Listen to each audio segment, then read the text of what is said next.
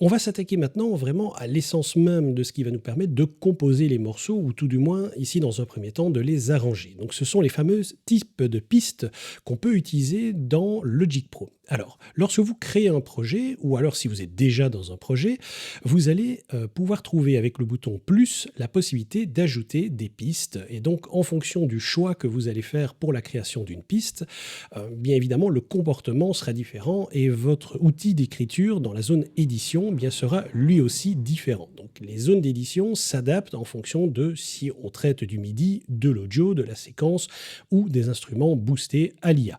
Alors, on va rapidement passer en revue les différentes possibilités qu'on a au niveau du logiciel. Eh bien, il y a le classique MIDI. Alors, le MIDI, qu'est-ce que c'est hein, en deux mots, c'est la partition numérique que vous allez pouvoir donner à un plugin VST pour qu'il puisse produire du son. Donc, le MIDI n'est pas du son, c'est une partition numérique. C'est un petit peu l'image du papier perforé, le rouleau de papier perforé qu'on mettait à l'époque dans les pianos mécaniques. Eh bien, ça, c'est la version virtuelle, le MIDI, dans Logic Pro. Les notes sont écrites dans l'éditeur et pour pouvoir entendre quelque chose, il faut lui associer un instrument virtuel.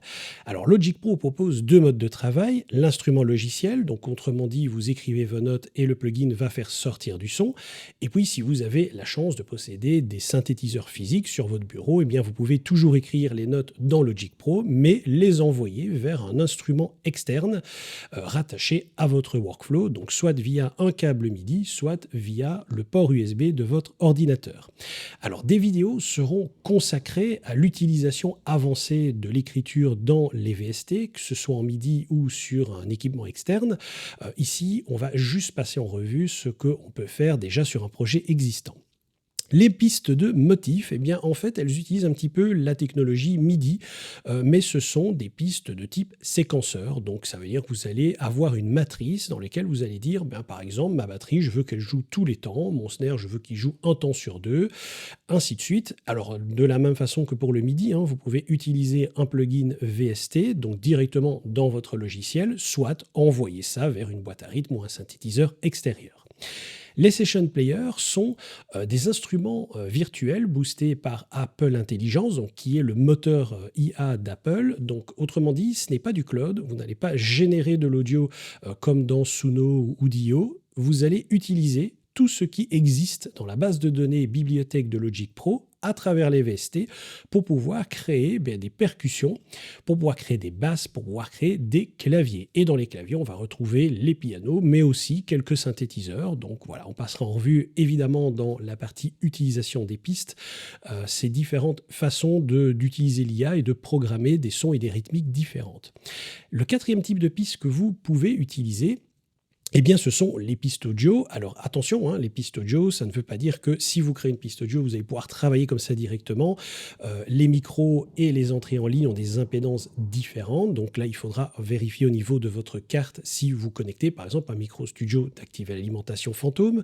Si vous connectez un synthétiseur directement sur l'entrée en ligne de votre machine, est-ce qu'il faut passer par une DI? Si vous passez par une carte son, quelles sont les préconisations à avoir en termes de gain et d'impédance sur ce que vous allez enregistrer et importer forcément dans votre logiciel. Et il en va de même pour les guitares et les basses.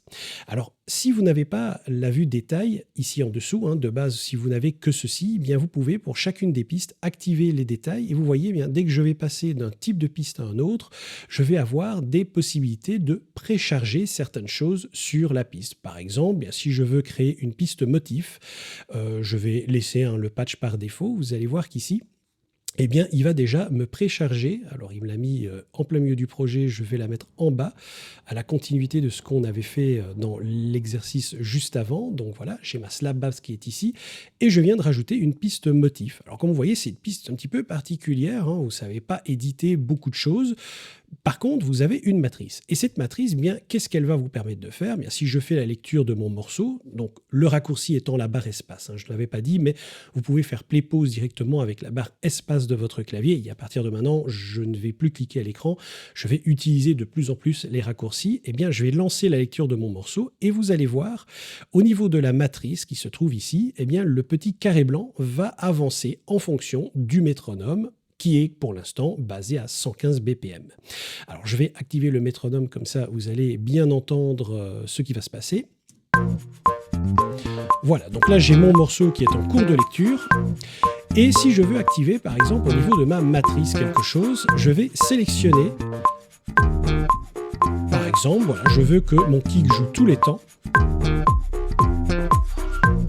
Et donc vous voyez qu'ici, hein, il m'a déjà créé automatiquement la région. Je vais l'adapter par rapport à ma sélection de cycle hein, qui se trouve en orange ici au-dessus.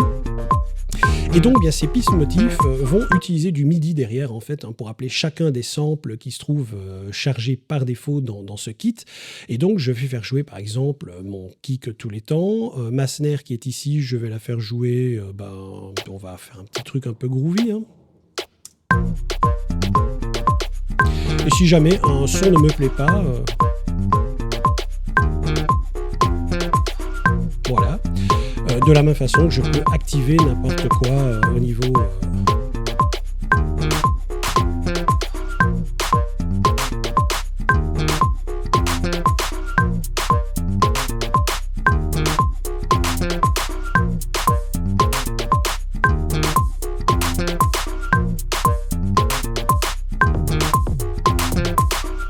Voilà, donc je vais pouvoir construire hein, posément...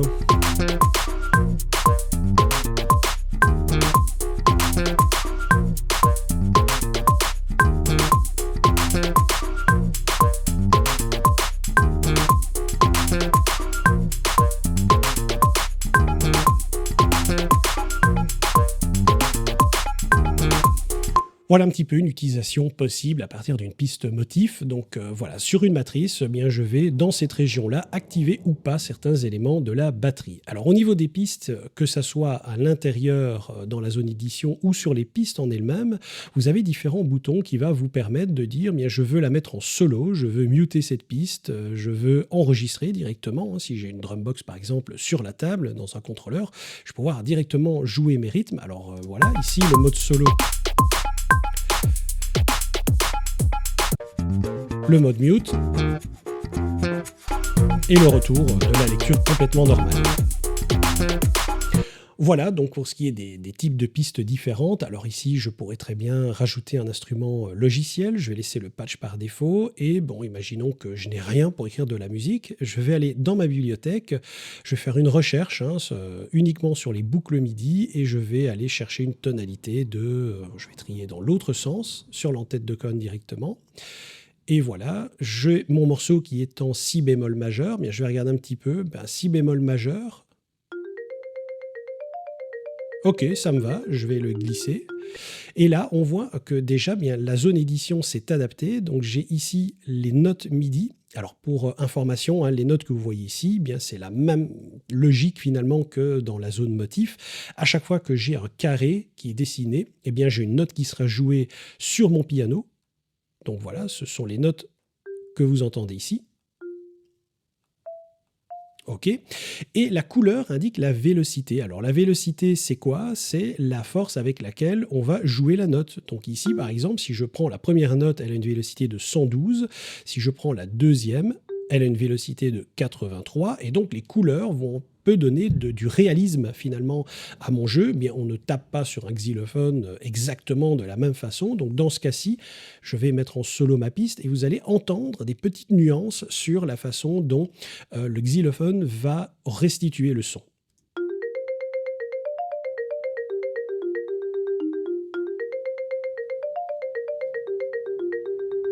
Voilà, donc si par exemple je veux que ceci joue avec moins de vélocité, eh bien je vais le diminuer.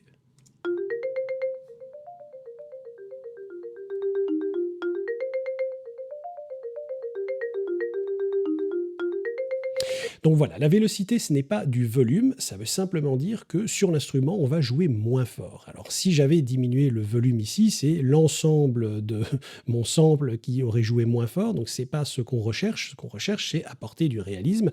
Et donc les pistes MIDI et la vélocité vont permettre de faire ce genre de choses. Maintenant, la sélection en si bémol me permet d'insérer directement les notes dans la bonne tonalité.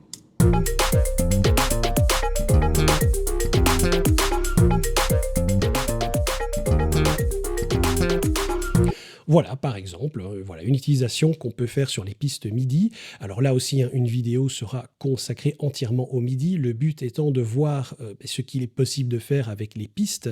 Je vais maintenant rajouter, par exemple, un drummer et je veux passer directement en mode latino. Comme ça, je n'ai pas à écrire mes percussions latino et vous allez voir la différence au niveau de l'interface. Ici, donc, on a un petit temps de calcul. Il va se baser bien sur la rythmique du morceau, sur le style de drummer que j'ai choisi. Et il va venir m'insérer un moteur graphique qui va me permettre de pouvoir paramétrer un peu plus précisément les différents éléments de la batterie, le style de groove, si je veux apporter du swing. Voilà, donc les instruments Session Player Boosted Alia ont toujours cette couleur un petit peu jaune-or, comme ça. Alors je vais le mettre en solo. Voilà le rythme qui a été généré. Alors évidemment, toujours avec la notion Apple Intelligence, c'est-à-dire c'est bien de l'audio que vous entendez, mais derrière, il y a toujours des moteurs MIDI qui travaillent, ce qui va vous permettre de dire, bien l'IA va me permettre d'apporter plus ou moins de complexité, plus ou moins d'intensité, d'activer ou de désactiver certains éléments pour personnaliser mon groove. Et vous voyez qu'à chaque fois que je modifie un élément, je vais rajouter du triangle, bien j'ai ma courbe audio qui est automatiquement régénérée. Je rajoute les claves.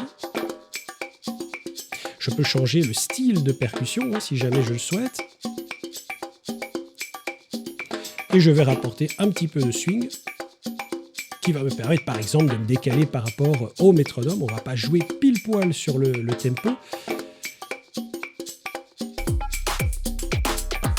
Et voilà, on a un petit rythme latino qui est un petit peu à contre-temps grâce au swing. On a une batterie qui joue parfaitement dans le métronome. J'ai ma piste MIDI qui rentre. Et le bouton Master S que vous avez ici au-dessus va permettre de désactiver les modes solo et de lancer directement le morceau.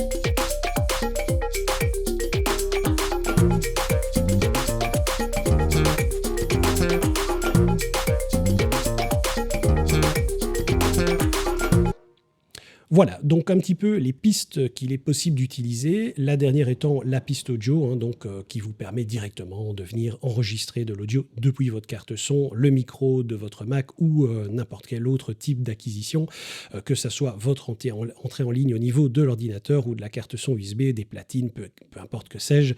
Donc là voilà, je ne rentre pas dans les détails au niveau de l'audio, il y aura également une vidéo qui sera consacrée à l'édition audio et aux différents types d'effets qu'on peut mettre dessus dans le chapitre B sur l'utilisation des pistes. Voilà, en termes d'interface, pour ce qui est des pistes, eh bien, on a vu la façon dont on pouvait charger des pistes et la façon dont l'éditeur allait réagir en fonction de ce qu'on avait sous les yeux.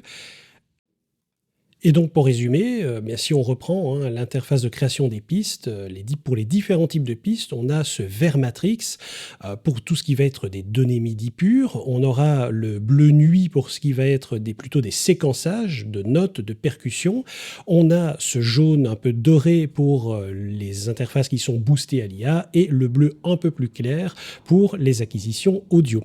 On voit bien que chaque région qui a été créée respecte ce code couleur par défaut, le bleu pour l'audio, le mauve bleu nuit pour le séquençage, le vert pour les informations MIDI et la dorure pour l'IA, la dernière nouveauté d'Apple. Dans la prochaine vidéo, on verra comment ces différentes pistes communiquent ensemble vers le master, comment l'égalisation fonctionne et surtout quel type de routage on peut faire lorsque plusieurs pistes doivent bénéficier d'un même traitement. Donc voilà, on verra du point de vue des interfaces ce qui se passe par piste et ce qui se passe dans Logic Pro pour le traitement de l'audio.